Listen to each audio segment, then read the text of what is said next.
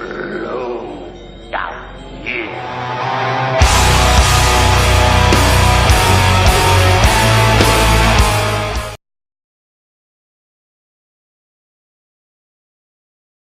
What is up, everybody? This is Atticus, the Death Meddler, and for this video I'm going to be addressing the recent terrorist attack that has happened on Wednesday at near British Parliament in London. Now,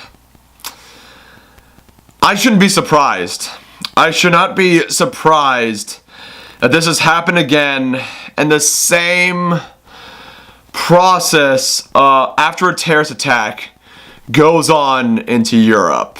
And it's just this ritual that has happened in Paris, this has happened in Brussels, this has happened in Nice, this has happened in Hamburg and Frankfurt, this has happened in Cologne, and this has happened in Berlin, and this mostly will happen again in London. And it's this ritual going on right here with this list that I have provided. The left's strategy of dealing with terror attacks in the current year, claiming it was nothing to do with Islam, blame people like Trump for the attacks, continue pushing for open borders for migrants and refugees from third world countries, call everyone who disagrees with you a racist, rinse, and repeat. And quite honestly, I think it's not working.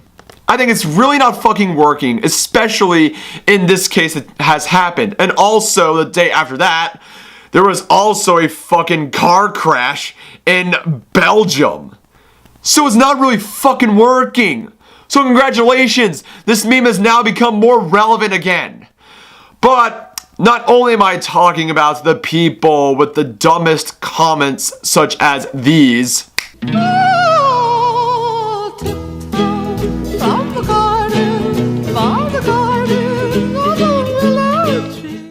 I'm mostly going to be talking about a couple factors onto this whole debacle, which were absolutely stupid. For instance, London's first Muslim mayor, Sadiq Khan.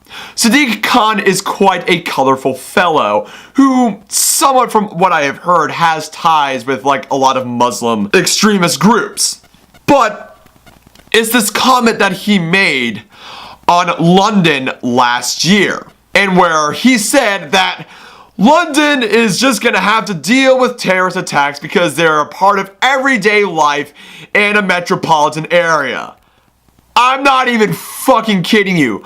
I'll let you read this article right here. Threat of terror attacks are part of parcel of living in a big city and encourage Londoners to be vigilant to combat dangers. The mayor of London revealed that he had a sleepless night after a recent bombing in New York and said major cities around the world have got to be prepared for these sort of things to happen when the people least expect them.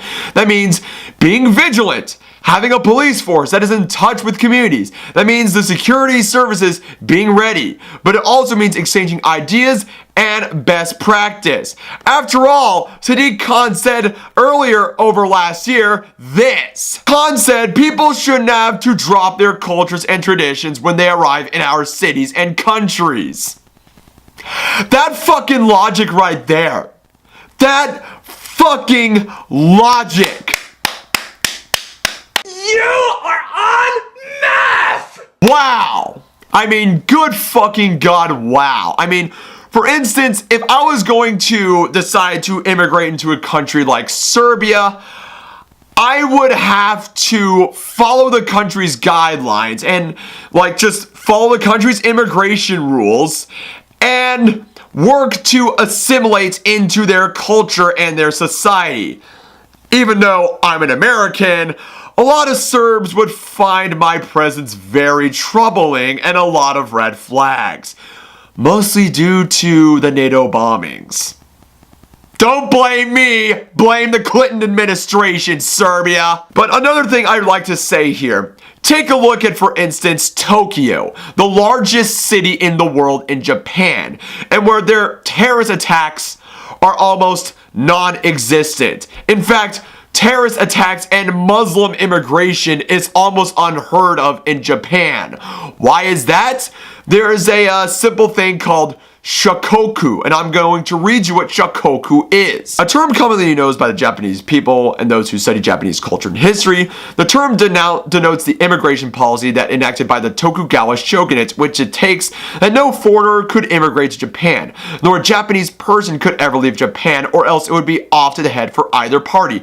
Having no official coinage in the Japanese language till the 19th century, the closed-door policy itself is situated in the core of Japanese ideology and continues to be the reason to why Japan is a homogeneous society, one of the very few in the developed world. Although Japan's national isolism or secularism came to a halt with the established trade diplomatic relations with the West, especially with Commodore Matthew Perry with his black ships Kurofune at the Bay of Tokyo, the policy continues to be the foundation and contributing pillar in policy making, specifically in the areas of immigration. So yeah, I think Tokyo could handle not dealing with Islamic terrorism pretty fucking well. I remember when Portuguese and Dutch traders came into Japan and they spread Christianity, and it was wiped the fuck out by the shogunates during that time. Another thing I like to bring up is the media. The media went around portraying the terrorist as an Asian person. A fucking Asian person. The media went around saying that the terrorist that was involved in this shit was an Asian. But the biggest irony of all of this is that the terrorist was caught and there was a picture of him receiving treatment after he was gunned down or something. And if you look at this picture, he looks fucking black. He looks fucking black. Oh my god! Jesus Christ! Not only is this guy fucking black, he is probably identified as an Islamic extremist, homegrown in the UK by name of Abu Izzadeen, aka Trevor Brooks, who is a Jamaican citizen off of the UK, who not too long ago, like a decade ago, converted to Islam by this new name Abu Izzadeen. And he has been jailed since 2008. So who knows, he might have like broke parole or something like that and did this type of shit, but who fucking knows? The one confirmation onto this guy is that the terrorist is black and bears some similation to Abu Izzadeen, who is a known Islamist extremist in the UK. Another thing I like to bring out, isn't it true that the UK is probably one of the most violent countries in the EU? For instance, has like its handgun carrying is illegal, and 2,034 violent crimes per 1,000 people in the UK, and that the kitchen knives are used mainly as have the stabbings in the United Kingdom as a prompted group of doctors to call a ban on long-pointed kitchen knives. And also, during the Labour Party's election and banning of handguns in 1997, the number of record violent attacks soared by 77% to 1.2 million on 2007, or more than 2 attacks every fucking minute. So, therefore, congratulations for proving us that you ban guns, they're gonna go on to some other sort of level to actually commit violent crimes, especially terrorist attacks, such as what happened here, which involved a fucking knife. So congratulations. Congratulations. This type of shit really does piss me the fuck off. That the simple fact that instead of actually talking about this issue, realizing this is a major fucking problem, you continue on doing the same fucking ritual as fucking always, because feelings matter more than fucking safety. Well, let me tell you this. You know what my ancestors did back in the times when Muslim invaders invaded Europe? They were driven the fuck back. They were driven the fuck back. Because that's how I want Europe to react when Islamic terror needs to happen. It's extreme, I will admit. I think we need to come down to this way. There is no other alternative. These people are deliberately doing these terrorist attacks. They are deliberately causing a lot of fucked up shit, and it is counterproductive. I am getting sick of it. I am getting sick and fucking tired of it. I want to visit Paris. I want to visit Berlin. I want to visit Malmo. I want to visit London, but now I fucking can't. Why? Because of shit like this. Fix it, Europe. Fucking fix it. I'm getting fucking sick and tired of this, and I think it is time that this shit needs to happen. This is why Trump won. This is why Brexit happened. And hopefully this will happen when Le Pen wins the elections in France. And quite honestly, I think you need to learn it the fucking hard way. Fix it, Europe. Fucking fix it. Before I end this video, I want to give out 2 shout outs to 2 friends of mine. The first YouTuber by the name of Prince Paranormal.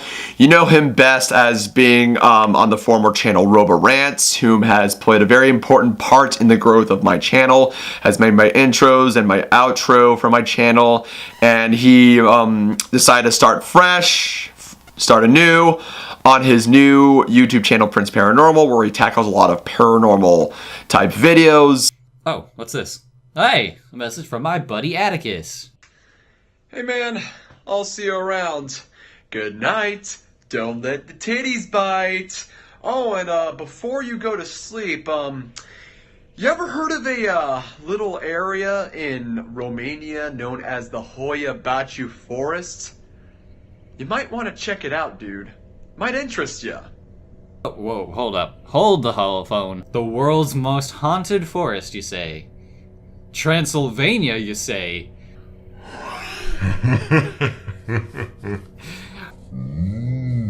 It's really amazing on how far that formerly Rants went to this new channel. So if you could, please subscribe to his channel. He really needs a lot of growth, and he's probably one of the best YouTubers I've ever come across. Also, another YouTuber I'd like to give a shout out to, my friend down in Orlando has a YouTube channel. She goes by the YouTube name of /Kitty. She does a lot of random stuff, a lot of just vlog type of videos, and she's also known for making Twitch streams, and she's a good friend of mine in Orlando that knows a good chunk of the local Orlando metal scene, such as my buddies from Sons of Ragnar and Withering Earth. She's a good person, a really silly individual. I recommend if you like sexy metal chicks and Twitch streams and video games and metal. This is the type of person to look up to. So tell her that I said hi, and please subscribe to her channel. She needs a channel growth. So there's that. Without further ado, ladies and gents, I am Atticus, the Death Metaler. Hope you like this video. Subscribe to my channel. Links are in the description below. Keep it metal. Have a wonderful day.